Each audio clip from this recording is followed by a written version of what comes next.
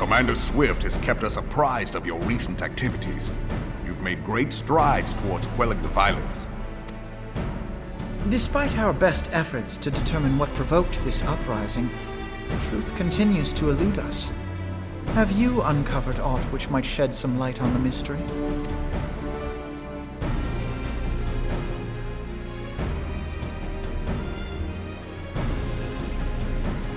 This information does not leave this room. The Syndicate's decision to reject the Doman refugees' appeal for asylum had lasting repercussions. A number of those displaced by the calamity claimed it was proof of a policy of discrimination. Together with a group of Alamegan refugees, they organized a series of demonstrations to protest against the Sultanate. Demonstrations which became heated, but did not descend into violence. Until a certain incident served as a call to arms. A unit of brass blades sent to supervise a demonstration loosed arrows upon unarmed protesters.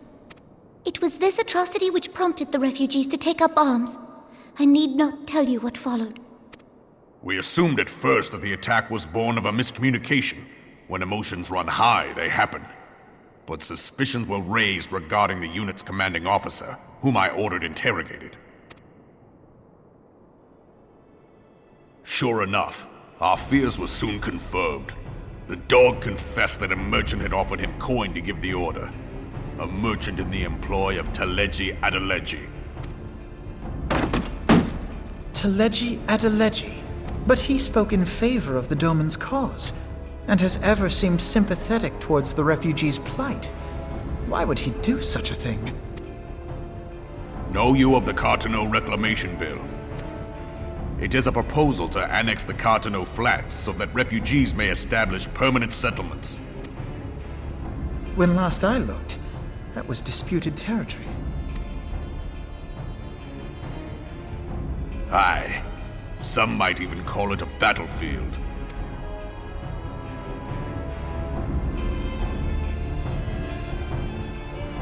The destruction wrought by Bahamut was greatest at the Cartano Flats. That much is common knowledge. What is less well known is that his rampage laid bare ancient Alagon ruins, of which no record existed.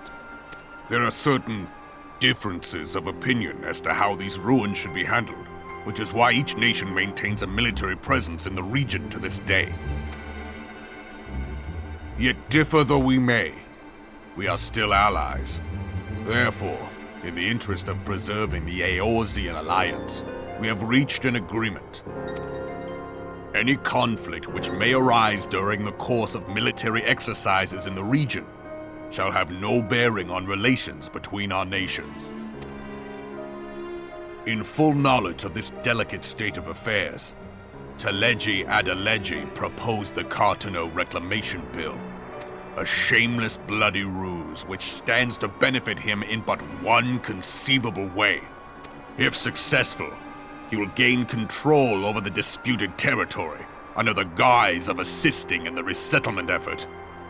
And you can be sure he'll build an orphanage next to every Alagon ruin.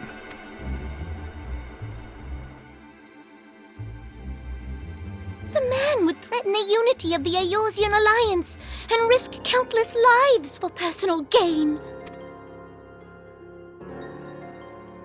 He walks a path all his own, independent of any faction and beholden to none of his fellows on the Syndicate. By inciting the less fortunate to violence, he hopes to convince others that the Cartano Reclamation Bill is the only viable solution. His sympathy for the plight of the Domans was not but posturing to gain credibility with the refugees. Of that there can be no doubt.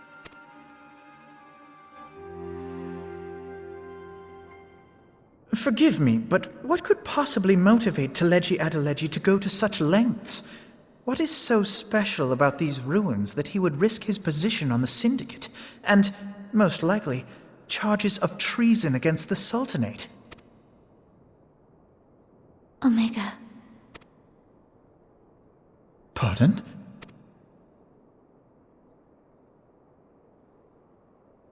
An Alagon monstrosity, Not unlike the Ultima weapon. Mayhap larger, we know not. It has yet to be fully excavated. Allagan inscriptions indicate that it was created to fell Bahamut himself.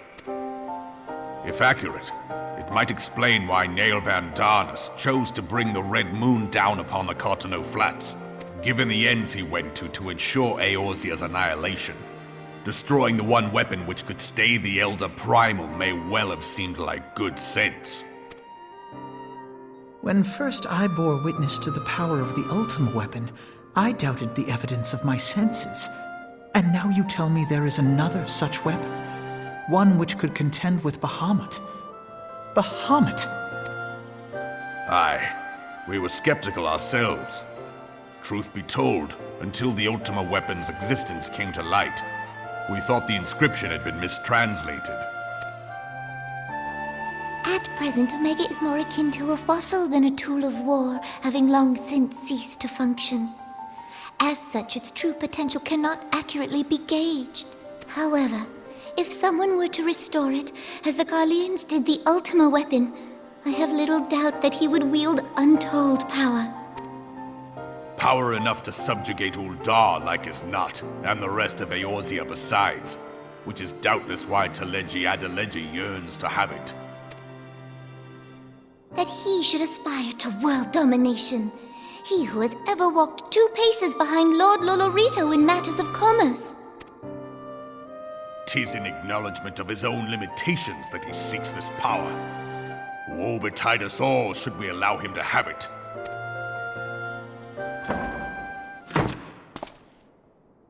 Pray waste no time chasing rats. Only a fool would believe that secrets can be kept in Uldar. It would seem the implications of the Sultanate's refugee problem are rather more far-reaching than we assumed.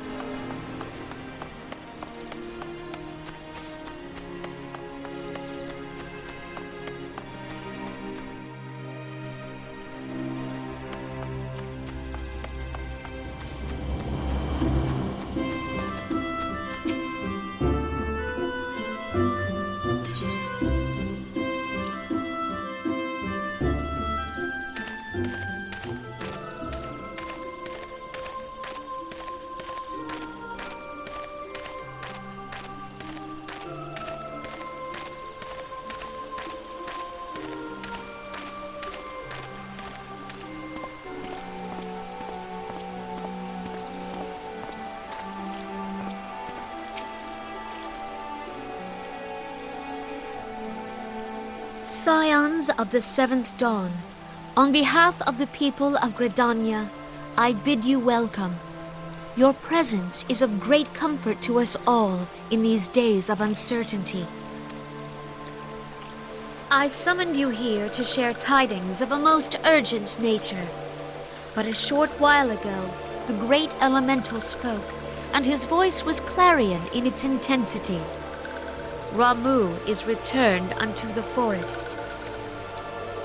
Scarce had his words ceased to echo in mine ears when we were visited by an emissary from Little Solace.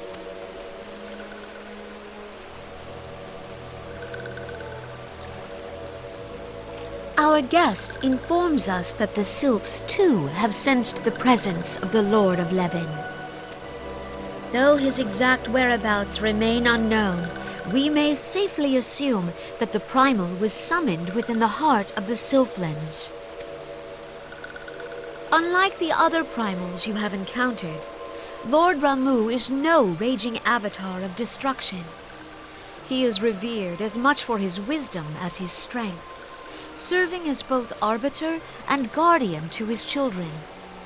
Given that we and the Sylphs found a way to share the Twelves Wood, it is my hope that this sagely immortal will be amenable to reason, and that conflict may be avoided. Blessed as you are with the power of the Echo, you are one of the few among us who may commune with a primal without fear of influence. I would ask, therefore, that you represent us in this most delicate of negotiations. The Twelves Wood has suffered enough. Upon this, we and the Sylphs, and I would venture Lord Ramuh himself, are in perfect accord. Let us not endanger our shared home by engaging in unnecessary hostilities. Dear friend, I beseech you, safeguard the peace which exists between our peoples.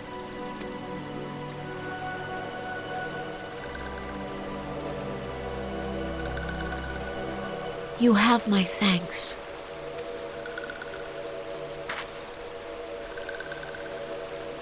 Pray make for little solace, then. A member of the Order of the Twin Adder awaits you there. He will advise you on how to find the Lord of Levin.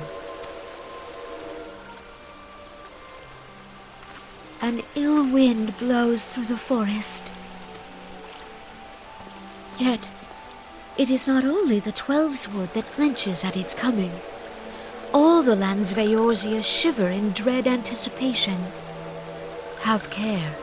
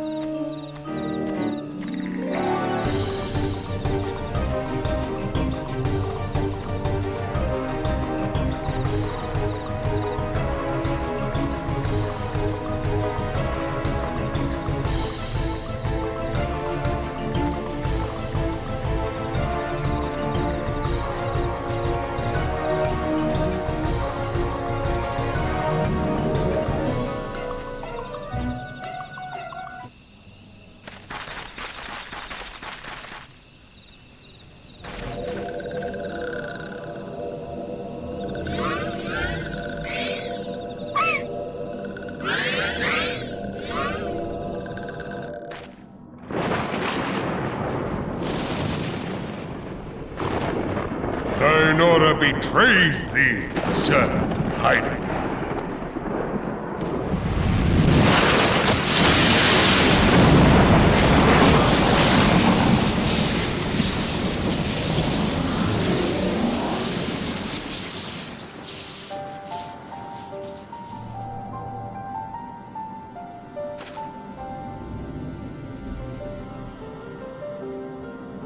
Thou art the bringer of light, bane of Ifrit, Titan, Garuda, and Leviathan.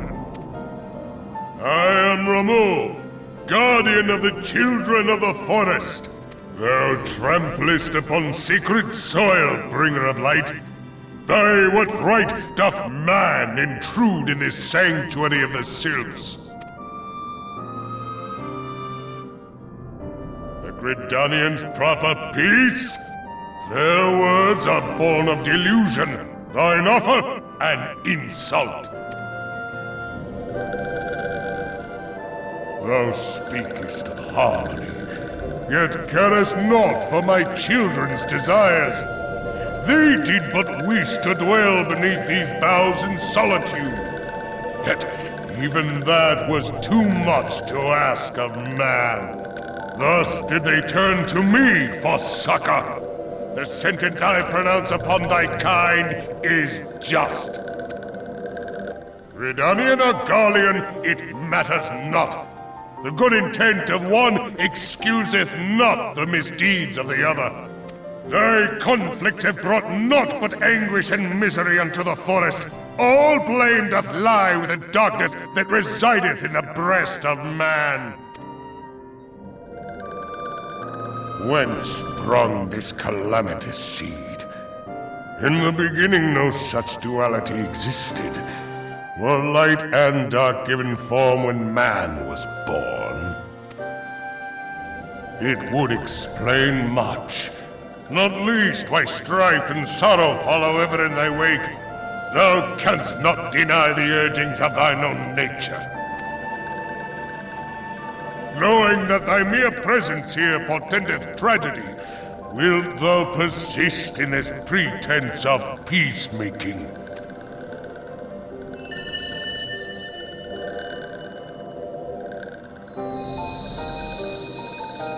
Thou bearest the crystal which I bestowed upon my wayward charges.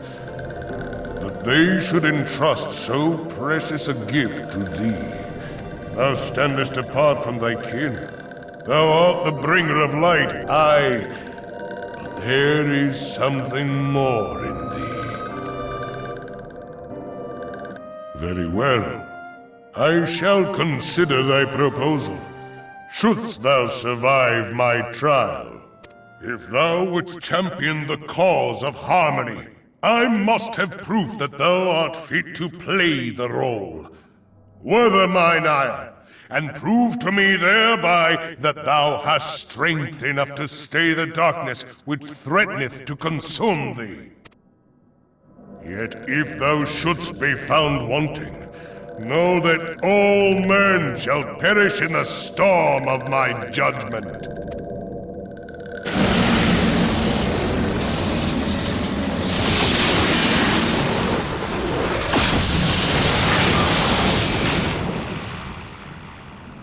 Come to me, bringer of light.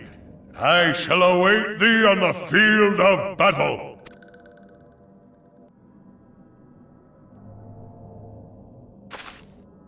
Urianger, it is rare indeed to find you so far from a tome.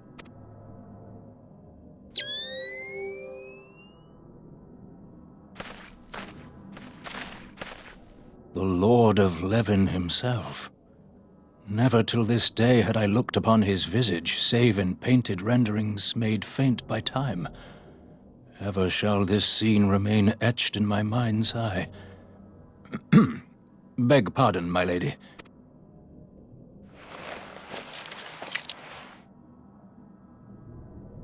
I must beg thine aid on a point of research. If thou art resolved to face Lord Ramu, I would ask thy leave to observe the event.